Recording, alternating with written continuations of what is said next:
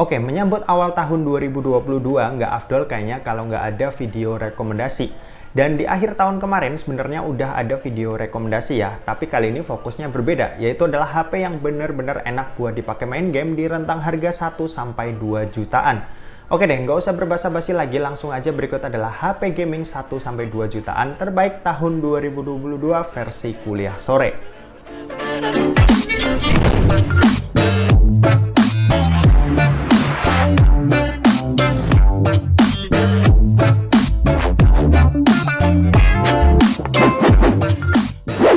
Oke, yang pertama ini ada Advance GX. Yap, ini adalah smartphone lokal yang secara performa udah mumpuni banget.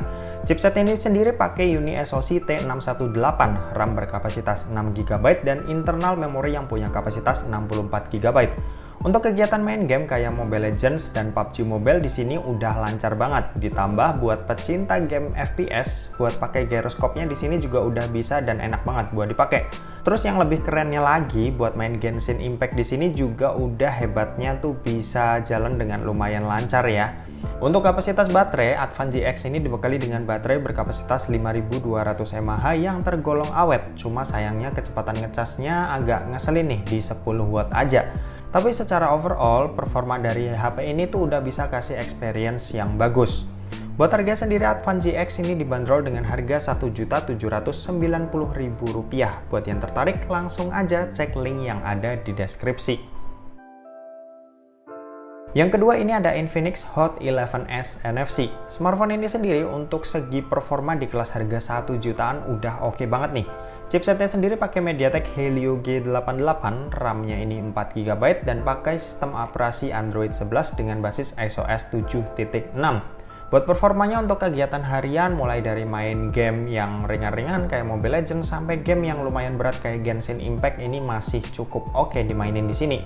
Ya meskipun secara overall buat mainin game yang lumayan berat kayak Genshin Impact nggak terlalu oke, tapi paling nggak buat HP harga 1 jutaan ini HP udah lumayan bagus.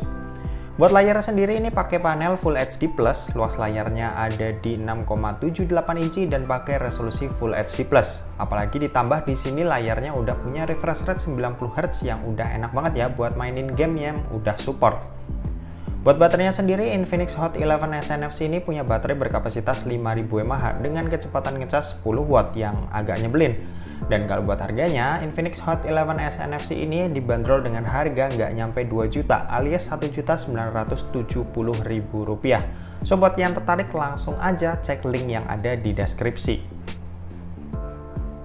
Yang ketiga ini ada Infinix Note 11. Smartphone ini sendiri emang bener-bener luar biasa ya.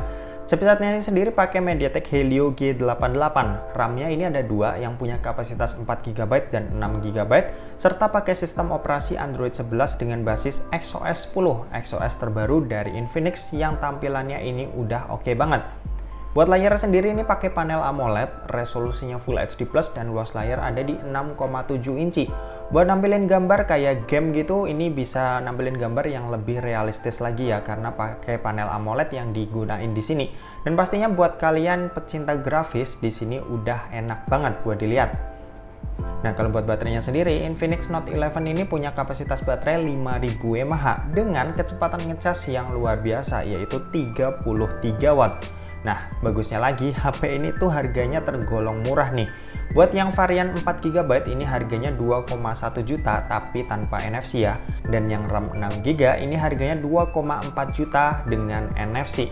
So, buat kalian yang tertarik langsung aja cek link yang ada di deskripsi.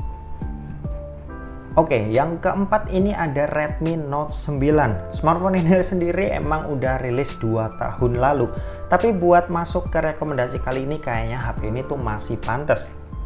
Chipsetnya ini sendiri pakai MediaTek Helio G85 yang secara performa ini mirip-mirip kayak MediaTek Helio G88. RAM-nya ini punya kapasitas 4GB dan internal memorinya ini ada pilihan 64 dan 128GB. Kalau buat Android versionnya sendiri ini pakai Android 10 ya buat bawaannya, tapi udah bisa diupdate ke Android 11. Nah, buat performanya sampai tahun 2022 ini itu juga masih lumayan oke. Game-game kayak Mobile Legends atau PUBG Mobile ini juga masih lumayan enak buat dimainin di sini. Nah, kalau buat layarnya, Redmi Note 9 ini pakai layar berpanel IPS, resolusinya Full HD+, dan luas layar ada di 6,53 inci yang kualitasnya udah lumayan oke. Kalau buat baterainya, Redmi Note 9 ini punya kapasitas 5020 mAh dengan kecepatan ngecas 18 watt yang udah lumayan ngebut, meskipun nggak ngebut-ngebut banget. Nah, kalau buat harganya sendiri, Redmi Note 9 ini saat ini tuh dibanderol dengan harga Rp2.150.000. Buat kalian yang tertarik, langsung aja cek link yang ada di deskripsi. Oke, yang kelima ini ada Realme 8i, smartphone yang baru aja rilis di akhir tahun kemarin. Smartphone ini cukup keren ya, karena berani kasih chipset MediaTek Helio G96 yang performanya udah oke banget. Buat dipakai main game kayak Mobile Legends, PUBG Mobile, dan bahkan Genshin Impact pun ini di sini tuh masih ngangkat banget. Kalau buat layar sendiri, Realme 8i ini tuh pakai layar berpanel IPS, resolusinya ini ada di Full HD+, dan luas layar ada di 6,6 inci yang udah lumayan oke. Ditambah refresh rate 120Hz yang ada di Realme 8i ini udah enak banget buat dipakai harian. Nah, kalau buat kapasitas baterai, Realme 8i ini tuh punya kapasitas 5000 mAh dengan kecepatan ngecas 18 watt yang udah lumayan oke. Kalau buat harganya sendiri, Realme 8i ini dibanderol dengan harga Rp2.450.000. So, buat kalian yang tertarik, langsung aja cek link yang ada di deskripsi. Oke, yang keenam ini ada Infinix Note 10 Pro, smartphone yang rilis di pertengahan tahun 2021 kemarin. Chipset ini sendiri pakai MediaTek Helio G95, RAM-nya ini punya kapasitas 6GB dan internal memori ini punya kapasitas 128GB. Buat dipakai main game-game yang ada saat ini kayak Mobile Legends, PUBG Mobile ini udah nyaman. Gyroscope di sini juga udah lancar, dan buat mainin game Genshin Impact yang notabene adalah game yang cukup berat, smartphone ini masih bisa banget buat dipakai. Kalau buat layarnya sendiri ini pakai panel IPS LCD, resolusinya Full HD+, luas layar 6,95 inci dan punya refresh rate 90Hz yang udah enak banget buat mainin game-game yang udah support. Nah, kalau buat kapasitas baterai, Infinix Note 10 Pro ini punya kapasitas 5000 mAh dengan kecepatan ngecas 33 watt yang udah tergolong ngebut. Kalau buat harganya sendiri, Infinix Note 10 Pro ini dibanderol dengan harga Rp2.450.000. So, buat kalian yang tertarik, langsung aja cek link yang ada di deskripsi. Oke, lanjut yang ketujuh, kali ini ada Poco M3 Pro 5G. Smartphone ini sendiri pakai chipset MediaTek Dimensity 700 5G. RAM-nya ini punya kapasitas 4 dan 6GB serta pakai sistem operasi Android 11 dengan basis MIUI 12. Performa MediaTek Dimensity 700 ini udah lumayan oke. Kalau misal disetarain sama Snapdragon, ini bisa dibilang ya mirip kayak Snapdragon 732G. Buat mainin game yang ada saat ini, misal kayak Mobile Legends dan PUBG Mobile, ini udah cukup lancar. Dan kalau misal dipakai buat mainin game Genshin Impact yang notabene ini cukup berat, ini ya masih cukup oke lah, masih cukup ngangkat meskipun agak sedikit kewalahan. Overall buat secara performa nih HP masih lumayan tergolong oke. Nah, kalau buat layar sendiri, ini pakai panel IPS LCD, resolusinya Full HD+, luas layarnya ada di 6,5 inci dan punya refresh rate 90Hz yang udah lumayan oke. Nah, kalau buat kapasitas baterai, ini punya kapasitas 5000 mAh yang kalau dipakai harian ini masih cukup oke buat kapasitas segini.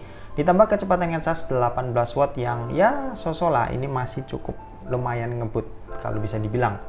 Nah, kalau buat harganya sendiri, Poco M3 Pro 5G ini dibanderol dengan harga Rp2.650.000. So, buat kalian yang tertarik, langsung aja cek link yang ada di deskripsi. Oke, lanjut yang ke-8, kali ini ada Redmi Note 10S. Smartphone yang sebenarnya waktu awal rilis agak kurang oke ya. Namun setelah dapetin beberapa update, smartphone ini bener-bener bisa jadi smartphone yang terbaik di kelas harganya. Smartphone ini sendiri pakai chipset MediaTek Helio G95, RAM-nya ini berkapasitas 6GB, internal 128GB dan pakai sistem operasi Android 11 berbasis MIUI 12.5. Buat dipakai harian, performanya jelas masih oke banget lah ya. Misal mau dipakai main Mobile Legends, PUBG Mobile, ini udah aman banget. Genshin Impact pun juga di sini sebenarnya udah cukup oke ya, meskipun agak sedikit kewalahan. Nah, kalau buat layar sendiri, ini udah pakai panel AMOLED loh dengan resolusi Full HD+, luas layarnya ini ada di 6,43 inci yang pastinya untuk kualitasnya nggak perlu dipertanyakan lagi. Nah, kalau buat baterainya sendiri, Redmi Note 10S ini punya kapasitas 5000 mAh dengan kecepatan ngecas 33 watt yang udah ngebut banget. Buat harganya, Redmi Note 10S ini dibanderol dengan harga Rp2.690.000. So, buat kalian yang tertarik, langsung aja cek link yang ada di deskripsi. Oke, yang ke-9 kali ini ada Infinix Note 10S. Smartphone ini sendiri juga baru aja rilis ya di akhir tahun kemarin. Dibekali dengan chipset MediaTek Helio G96, RAM-nya ini punya kapasitas 8GB dan internal memori sebesar 128GB. Infinix Note 11S ini tergolong punya performa yang lumayan oke. Buat mainin game-game yang ada saat ini kayak misal Mobile Legends, PUBG Mobile dan Genshin Impact pun di sini juga masih lumayan enak buat dimainin. Nah, kalau buat layar sendiri, Infinix Note 11S ini punya layar berpanel IPS LCD, resolusinya ada di Full HD+, luas layar ada di 6,95 inci yang gede banget dan punya refresh rate 120Hz yang mulus banget. Kalau buat baterainya, Infinix Note 11S ini punya kapasitas 5000 mAh dengan kecepatan 33 watt yang udah tergolong ngebut. Nah, kalau buat harganya, Infinix Note 11S ini itu dibanderol dengan harga Rp2.750.000. So, buat kalian yang tertarik, langsung aja cek link yang ada di deskripsi. Oke, yang terakhir kali ini datang dari smartphone milik Poco, yaitu adalah Poco X3 NFC yang rilis di akhir tahun 2020 sebenarnya. Tapi buat sampai saat ini, smartphone ini masih benar-benar worth it buat dibeli.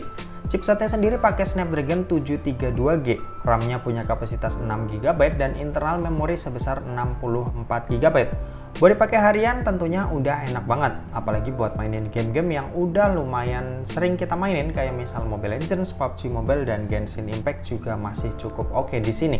Kalau buat layar sendiri, Poco X3 NFC ini punya layar berpanel IPS LCD, resolusinya ada di Full HD+ dan luas layar ada di 6,67 inci yang tergolong gede.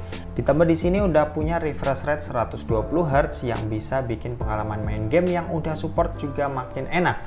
Nah, kalau buat baterainya sendiri, Poco X3 NFC ini dibekali dengan baterai berkapasitas 5160 mAh dengan kecepatan ngecas 33 watt yang udah tergolong ngebut.